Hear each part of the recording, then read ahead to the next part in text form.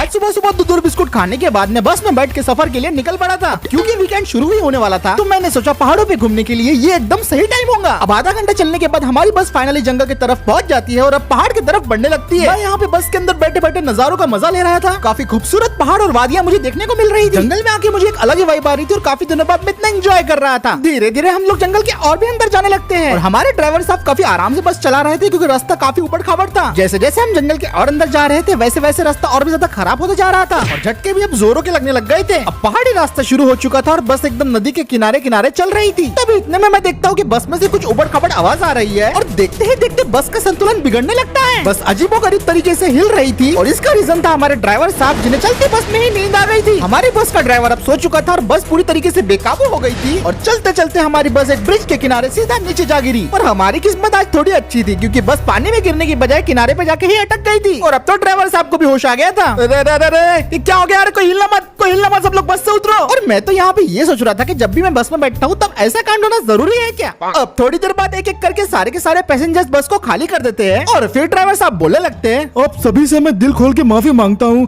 मुझे नींद आ गई थी और इसी के चक्कर में ये सब हो गया। तो ये सुन के मैं उन्हें बोलने लगता हूँ, वो सब तो ठीक है लेकिन हम यहाँ से बाहर कैसे निकलेंगे, हम जंगल के बीचों बीच फंस गए। मैंने मदद बुला ली है, 1 घंटे में मदद आती होंगी। अब 1 घंटे तक इस जंगल में मैं इंतजार नहीं कर सकता था। तभी मेरे दिमाग में एक ख्याल आता है। मैं फौरन अपना फोन निकालता हूँ और अपने दोस्त को फोन करके बोलता हूँ कि भाई अपने ट्रक में मुझे लेने के लिए आ जा। किस्मत से मेरा दोस्त करीबी था तो उसने बोला तो लोकेशन शेयर कर, मैं आ रहा हूँ। तो मैं अपनी लोकेशन शेयर करता हुआ अपने दोस्त की तरफ निकल पड़ा। मेरे दोस्त ने कहा था कि वो जंगल की नदी के दूसरे साइड आने वाला है तो मैं भी उस नदी की तरफ जाने लगता हूँ। लेकिन जब मैं भागते हुए नदी के पास पहुँच गया था तभी मेरे पैर रुक जाते हैं क्योंकि बीचों बीच नदी में मुझे एक ऐसी चीज दिखाई देती है जो मेरे काम की थी। नदी में एक पुरानी एक्सीडेंटल कार पड़ी हुई थी और ये देख के मैं तुरंत एक्टिव हो गया और फौरन मैं चट्टानों से नीचे उतरा और भागते हुए नदी के पास जा पहुंचा। और जैसे मैं उस गाड़ी के करीब गया तो मुझे दिखाई देता है ये है 2017 की फोर्ड की एंडेवर। देखने से तो ऐसा लग रहा था कि ये गाड़ी यहाँ पे ऑफरोड करने के लिए आई थी पर शायद पहाड़ियों से नीचे गिर गई और इसका एक्सीडेंट हो गया। अब मैं गाड़ी को थोड़ा बहुत चेक करता हूँ और थोड़ी देर के बाद मेरे दिमाग में ख्याल आता है इस गाड़ी के लिए मेरे पास एक प्लान था जो मैंने बहुत दिनों से सोच के रखा है। तो मैं फौरन अपने दोस्त को फिर से फोन लगाता हूँ और उसे फोन करके बोलता हूँ कि भाई तू ट्रक नहीं टो ट्रक लेके आना, अपने को यहाँ से एक चीज लेके जानी है। वो ठीक है बोल देता है और मुझे बस उसके आने का इंतजार था। सिर्फ 10 मिनट के बाद मेरा दोस्त अपना पिकअप ट्रक लेके आ जाता है और फिर वो ट्रक को नीचे उतारता है और फिर वो एकदम केयरफुली एंडेवर को टो कर लेता है और फिर वो नदी से उसे निकालने की कोशिश करने लगता है। एंडेवर थोड़ी मिट्टी और कीचड़ में फंसी हुई थी लेकिन मेरा दोस्त अपने ट्रक का पूरा जोर लगा देता है और आखिरकार वो एंडेवर को वहाँ से निकालने में कामयाब हो ही जाता है। एंडेवर को वहाँ से निकालने के बाद मैं भी ट्रक के अंदर बैठ गया था एंड देन मैं और मेरा दोस्त वहाँ से निकल पड़ते हैं एंडेवर को साथ में लेके। अब ये एंडेवर किसकी थी और कहाँ से थी ये तो मुझे नहीं पता था लेकिन इसके साथ जो मैं करने वाला था वो मैं बहुत अच्छी तरीके से जानता था। तो वो काम करने के लिए हम इसको लेके सीधा पहुंच जाते हैं बबलू मैकेनिक की वर्कशॉप में। वहाँ पे पहुंचने के बाद सबसे पहले तो हम अपनी गाड़ी को पार्क कर देते हैं फिर उसके बाद बबलू मैकेनिक आते हैं, गाड़ी को चेक करते हैं और बोलने लगते हैं, यार तू हर बार ऐसे आइटम कहाँ से लेके आता है? समझो भाई किस्मत से मिल जाते हैं लेकिन आप बताओ जो इस पे मैं काम करवाना चाहता हूँ वो पक्का हो पाएगा ना। ये सुन के बबलू मैकेनिक बोलने लगते हैं, अरे भाई पहले मैं गाड़ी तो देख लूं।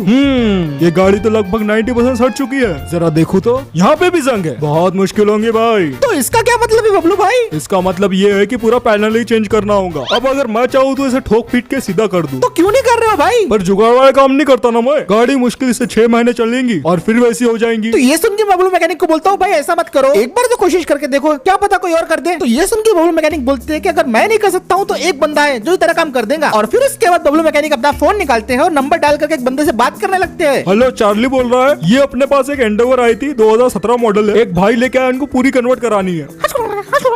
ओके ठीक है मैं आता हूँ, चलो भाई। और फिर बबलू मैकेनिक फोन रख देते हैं और बोलने लगते हैं, भाई देख मेरी बात हो गई, तेरा काम जम गया वहाँ। पर मैं पूछता हूँ हम किसके पास जा रहे हैं? भाई तू ज्यादा सवाल मत पूछ, मेरे साथ चल बस। फिर उसके बाद बबलू मैकेनिक मुझे एक बिल्डिंग में ले आते हैं और लिफ्ट के अंदर मैं उनसे पूछने लगता हूँ कि भाई वर्कशॉप कहाँ है? तो वो मुझे बोलने लगते हैं, वर्कशॉप तो तेरे सामने है भाई। फिर उसके बाद लिफ्ट का दरवाजा ओपन होता है और बबलू मैकेनिक लिफ्ट के बाहर चल जाते हैं और बोलने लगते हैं कि मेरे पीछे पीछे आओ। ये देख के मैं भी उनके पीछे पीछे चल देता हूँ और जैसे मैं लिफ्ट से बाहर निकलता हूँ मेरे तो होश ही उड़ जाते हैं। तो वीडियो में आगे बढ़ने से पहले दोस्तों मैं आपको बताना चाहूंगा GTA इंडिया मॉड्स के बारे में। अगर आपको भी अपने GTA 5 गेम में इंडियन कार्स और बाइक के साथ प्ले करना है तो आप इन्हें GTAindiamods.com से डाउनलोड कर सकते हो। यहाँ पे आपको कई टाइप्स के इंडियन कार मिल जाएंगी जैसे Mahindra Scorpio, Tata safari, Toyota Fortuner, Legender, Innova, Suzuki Ertiga, Brezza, Kia Seltos, किया सोनेट और भी कई सारे इंडियन कार मॉडल्स है जो आपको यहाँ पे मिल जाएंगे। और यहाँ पे अभी हाल ही में टाटा की नई वाली नेक्सॉन और हायुंडई की ब्रांड न्यू क्रेटा भी अवेलेबल हो गई है। बाइक की बात की जाए तो आपको हीरो की स्प्लेंडर से लेके बजाज की पल्सर सीरीज और एवेंजर सीरीज भी मिल जाएंगी। साथ में KTM की एक्सक्लूसिव बाइक भी यहाँ पे अवेलेबल है। तो दोस्तों फिर देर किस बात की, जल्दी से विजिट कीजिए gtindiamod.com पे और अपने गेम को दीजिए एक इंडियन लुक इंडियन कार के साथ। तो चलिए चलते हैं वीडियो पे वापस। इस बिल्डिंग के ग्राउंड फ्लोर पे एक अच्छी बड़ी चमचमाती हुई वर्कशॉप थी जहाँ पे काफी सारी कार्स पे एक साथ काम हो रहा था। Painting, denting, upgrade, ceramic coating, यहाँ पे तो सब कुछ चल रहा था भाई। और ये लोग तो इंजन मॉडिफिकेशन भी कर रहे थे। मैं तो वर्कशॉप को ही देखे जा रहा था, तभी बबलू मैकेनिक बोलने लगते हैं, वो देखो मेरा दोस्त चार्ली, चलो उसके पास चलते हैं। और फिर बबलू मैकेनिक अपने दोस्त के पास जाके उसे बोलने लगते हैं, ओए चार्ली कैसा चल रहा है धंधा पानी, सब बढ़िया?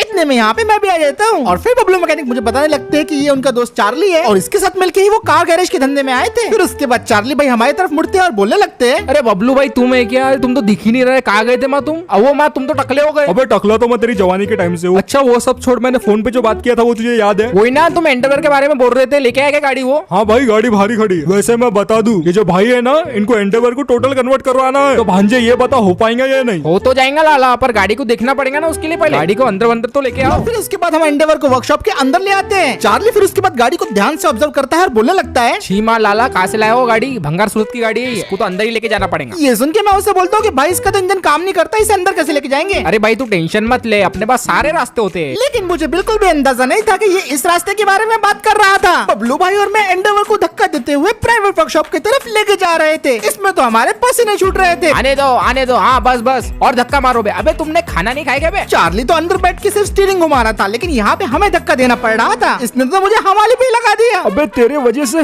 मुझे भी हमाली पे लगा दिया गया। किसी तरह मैं और बबलू मैकेनिक मिलके इस भारी और जंग लगी एंडेवर को धक्का देते हैं और फाइनली हमारी एंडेवर उसके बाद वर्कशॉप के अंदर एंटर हो जाती है। अब एंडेवर वर्कशॉप के अंदर आ चुकी थी तो चार्ली बोलने लगता है, चलो लाला बहुत बढ़िया काम हो गया, अब इसको पावर लिफ्ट से उठाएंगे और देखेंगे इसमें प्रॉब्लम क्या है। और मैं तो बस यही दुआ कर रहा था कि कोई ऐसी दिक्कत ना आए जो फिक्स ना हो पाए। बबलू भाई जरा लिफ्ट के बटन तो दबाना। फिर बबलू मैकेनिक गाड़ी की लिफ्ट चालू कर देते हैं और हमारी एंडेवर लिफ्ट के साथ साथ ऊपर जाने लगती है। गाड़ी को ऐसे ऊपर हवा में लटका के पता चलेगा कि गाड़ी के अंदर कौन कौन से फॉल्ट थे। गाड़ी ऊपर आ गई थी और चार्ली बोलता है, चलो बबलू भाई इंस्पेक्शन करना शुरू कर दो। उसके बाद बबलू भाई गाड़ी के नीचे पहुंच जाते हैं और बोलने लगते हैं, हाँ तो भाई एक्सल टूटे हुए हैं, चेसी डैमेज है, ट्रांसमिशन उखड़ चुका है, रेडिएटर में मछला नाच रहे हैं, गियर बॉक्स की तो पूरी अम्मा हो गई, और हाँ पेट्रोल की टंकी में 3 बड़े बड़े गड्ढे हैं। सारा इंस्पेक्शन करने के बाद बबलू मैकेनिक बाहर आते हैं और बोलने लगते हैं कि भाई सच्ची बोल रहा, गाड़ी पूरी भंगार है, 10-12 लाख तो अपने को पार्ट मंगाने में ही चल जाएंगे। ये सुन के मैं उन्हें बोलता हूँ कि बबलू भाई आप फिक्र मत करो, पार्ट्स में मंगवा दूंगा। भाई पर बहुत खर्चा होगा ना, एक बार सोच लो। कोई बात नहीं बबलू भाई, बस फाइनल रिजल्ट अच्छा आना चाहिए। अरे बात तुम उसकी टेंशन लो ही मत, एकदम रास्टिक गाड़ी बना के देता तुमको मैं। चलो अब गाड़ी के पुर्जे निकालने शुरू कर दो। क्या मतलब कि ये काम भी हमें ही करना होगा? और फिर उसके बाद मैं और बबलू भाई मिलके इस गाड़ी के खराब पुर्जे निकालना शुरू कर देते हैं। गाड़ी के फ्रंट और रियर बम्पर्स और साथ में बोनेट सब कुछ खराब हो चुके थे, तो बबलू भाई और मैं मिलके अपने तरीके से इस गाड़ी के पार्ट्स को रिमूव करने लग गए। लगभग सारा दिन हम इसके ऊपर ऐसे ही काम करते रहते हैं और फिर एक एक करके हम इसके सारे बम्पर और अननेसेसरी पार्ट्स को गाड़ी के अंदर से रिमूव कर ही देते हैं। गाड़ी से अब लगभग सारे के सारे पार्ट्स जो यूज नहीं हो सकते थे वो रिमूव हो चुके थे और ये सब देख के चार्ली बोलने लगता है, वाह जी वाह, तुमने तो कमाल कर दिया भाई लोग। और अब मुझे जाकर देख के लग रहा है इस गाड़ी के अंदर इसकी जान डालने का वक्त आ गया। और गाड़ी की जान होती है उसका इंजन। हमारी एंडेवर में डालने के लिए हमने स्पेशली 3.5 लीटर टर्बो इंजन मंगवाया था और इसे गाड़ी के अंदर फिट करने का काम इस बार फिर से मुझे मिला था। देख बाबू ध्यान से, भारी है वो, गिरा तो पैर फूट जाता। और फिर इसके बाद मैं धीरे धीरे गाड़ी के अंदर इंजन को फिट करना शुरू कर देता हूँ। हाँ भाई आंदे आंदे आंदे आंदे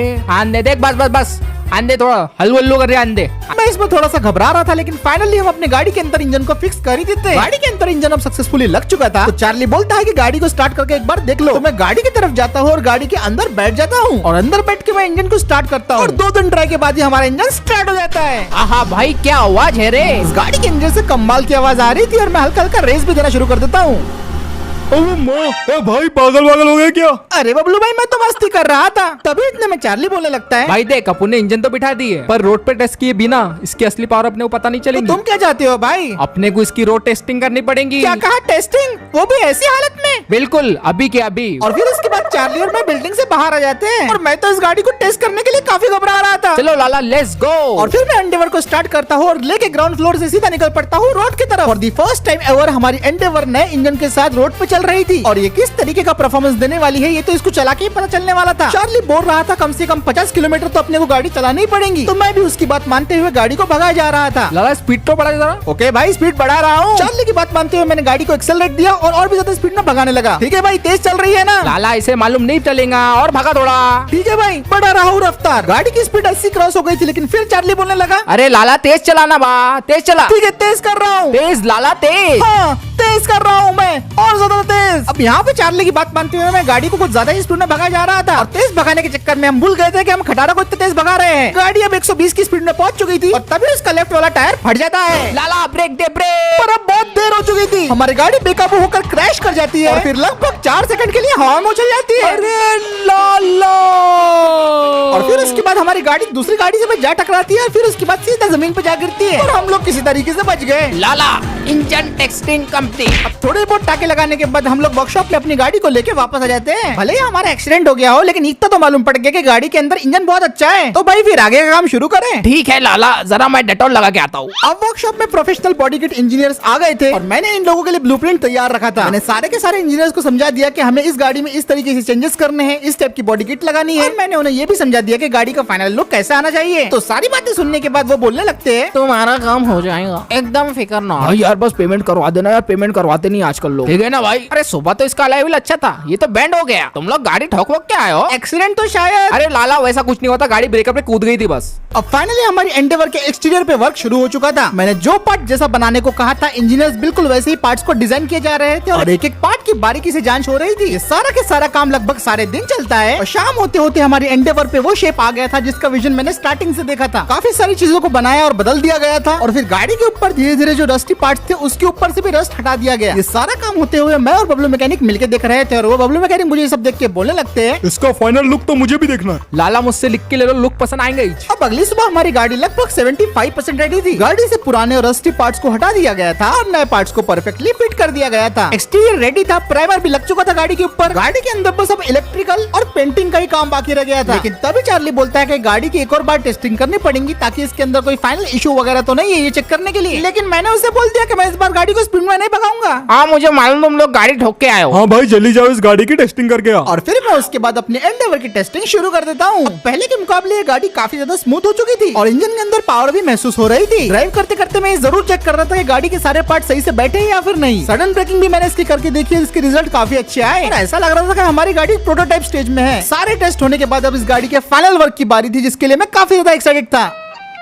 अब पूरे 2 हफ्ते वर्क करने के बाद फाइनली हमारी एंडेवर तैयार थी। फाइनली हमने बना ली थी 2024 की फोर्ड की नई वाली एंडेवर। फ्रंट में हमने इसके न्यू बम्पर, न्यू ग्रिल और न्यू एलईडी लाइट का सेटअप ऐड कर दिया है। साथ में 18 इंच के ऑफ रोड व्हील्स। इस गाड़ी पे 4 चांद लगा देते हैं। एक्सटीरियर का पूरा कलर चेंज कर दिया गया है, जिसमें हमने प्लेटिनम और स्पोर्ट दोनों के एलिमेंट्स डाले हैं। इसके अंदर पैनोरामिक सनरूफ भी लगा दिया, जो कि काफी ज्यादा बड़ा है। और रही बात रियर प्रोफाइल की, वो भी पूरी तरीके से चेंज हो चुकी है। पहले ये गाड़ी लेफ्ट हैंडेड इंटीरियर के साथ थी, लेकिन हमने इसके अंदर लगा दिया brand new right handed interior, और काफी लग्जरी और प्रीमियम लेदर यूज किया है इसमें। और अब मैं अपने एंडेवर को देख के सच में काफी ज्यादा खुश था, क्योंकि मैं जैसा चाहा था मेरी गाड़ी बिल्कुल वैसी बन गई थी। गाड़ी की सारी पेमेंट्स हो चुकी थी, तो अब बारी थी गाड़ी को यहाँ से लेके जाने की। बबलू भाई भी मेरे साथ में बैठ गए थे, तो मैंने फिर अपनी गाड़ी को स्टार्ट किया और गाड़ी को लेके वहाँ से निकल गया। फाइनली मेरी एंडेवर अब पूरी तरीके से तैयार थी, और मेरे शहर में पहली बार ऐसी कस्टम मेड एंडेवर चल रही थी। और सबसे ज्यादा मुझे किसी ने हैरान किया था, वो था इसका एक्सेलरेशन, जो कि काफी ज्यादा एक्सट्रीम था। इसके ब्रेक्स और सस्पेंशन तो काफी ज्यादा जबरदस्त थे, कैबिन तक कोई झटका पहुंचने नहीं दे रहे थे। दिखने में तो इसका कोई कंपटीशन था ही नहीं। पूरे रोड पे मेरी एंडेवर एक अलग ही टाइप का दबदबा लेके चल रही थी, और मेरे दिमाग में तो बस एक ही बात चल रही थी कि मेरे को एंडेवर अपने लिए रखना चाहिए, ना कि ऑक्शन में बेचना चाहिए। ग्राउंड क्लियरेंस हो या फिर हैंडलिंग, अभी तक की सबसे बेस्ट गाड़ी मुझे यही लग रही थी। और इसे लेके अब तो मैं हाईवे पे आ गया था। सिर्फ 5 सेकंड के अंदर ये 120 की स्पीड को टच कर जा रही थी। और फाइनली इतने दिनों के बाद मुझे कोई गाड़ी को चला के मजा आ रहा था। अब ऐसे ही मैं दिन भर अपनी गाड़ी के साथ शहर में इधर उधर घूमते रहता हूँ। और अब शाम होने को आ गई थी। मैं अब एक ट्रैफिक सिग्नल पे रुक गया था, और मैं सिग्नल के ग्रीन होने का भी इंतजार कर रहा था। अब बस मुझे बबलू भाई को उनके घर छोड़ना था, और मुझे भी अपने घर के लिए निकलना था। और जब मैं सिग्नल के ग्रीन होने का इंतजार कर रहा था, तभी इतने में मेरे बाजू में एक फॉर्च्यूनर आके रुकती है। ये फॉर्च्यूनर तो काफी बढ़िया लग रही थी, तो मैं इसके ओनर से पूछता हूँ, भाई ये मॉडिफिकेशंस आपने कितने में करवाई? उतने की कराई है जितने की तेरी औकात नहीं, ना जाने कहाँ से आ जाते हैं। ऐसा जवाब सुनने के बाद मुझे बहुत ज्यादा गुस्सा आ गया था। मैंने फैसला कर लिया था कि मैं इसे बता दूंगा कि बॉस कौन है। मेरी बेइज्जती करके इसने अनऑफिशियल रेस का ऐलान कर ही दिया था और इस सिग्नल की ग्रीन होते ही मेरी एंडेवर और उसकी फॉर्च्यूनर में रेस शुरू होने वाली थी। अब हम दोनों अपनी अपनी गाड़ियों को रेव कर रहे थे और जैसे सिग्नल ग्रीन होता है हमारी रेस शुरू हो जाती है। लॉन्च तो दोनों ही गाड़ियों का काफी ज्यादा तगड़ा हुआ था और पहले तो शुरुआत में मैं आगे चल रहा था, लेकिन सडन एक्सेलरेशन की वजह से फॉर्च्यूनर वाला आगे निकल गया था। मैं उसे कैचअप करने की पूरी कोशिश कर रहा था, पर क्योंकि फॉर्च्यूनर का एक्सेलरेशन ज्यादा था इसलिए उसे पकड़ना मुश्किल हो रहा था। रेस खत्म होने में 500 मीटर ही बाकी रह गए होंगे, तभी जाके मैंने अपने एंडेवर का असली पावर दिखाया। गियर शिफ्ट करने के बाद मैंने उसे फुल एक्सेलरेट दे दिया और ये करते बराबर ही मेरा एंडेवर रॉकेट की स्पीड से आगे बढ़ने लगी। फॉर्च्यूनर वाला भी आगे रहने के लिए अपनी पूरी कोशिश कर रहा था, लेकिन देखते ही देखते बस कुछ ही सेकंड्स के अंदर मेरी एंडेवर ने उस फॉर्च्यूनर को धूल चटा दी।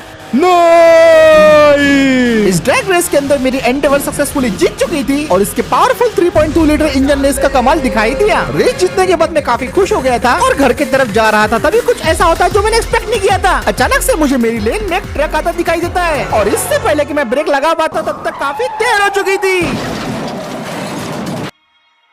अब जब मैं होश में आता हूँ तो मुझे पता चलता है कि मेरी एंडेवर का बुरी तरीके से एक्सीडेंट हो चुका है। मैं किसी तरह दरवाजा तोड़ के बाहर निकलता हूँ और पास पे गाड़ी के बैठ जाता हूँ। ये सब अचानक से कैसे हो गया मुझे कुछ भी समझ में नहीं आ रहा था। तभी मुझे दिखाई देता है कि एक स्कॉर्पियो सीधा मेरे तरफ ही आ रही थी। उसके शीशे काले थे और वो देख के मैं समझ गया था कि इसके अंदर एक ही आदमी हो सकता है। स्कॉर्पियो का दरवाजा खुलता है और उसके अंदर से मावेश बाहर निकलता है। मुझे समझ में नहीं आ रहा था कि अब इसने मेरे साथ ऐसा क्यों किया। अब वो मेरे पास आता है और मुझे बोलने लगता है, क्यों रे, पहचाना अपन को? अपन मावेश डॉन, जिसका पैसा तूने वापस नहीं किया है और जो अपन का पैसा नहीं देता अपन उसको चैन से जीने नहीं देता। और इतना बोल के मावेश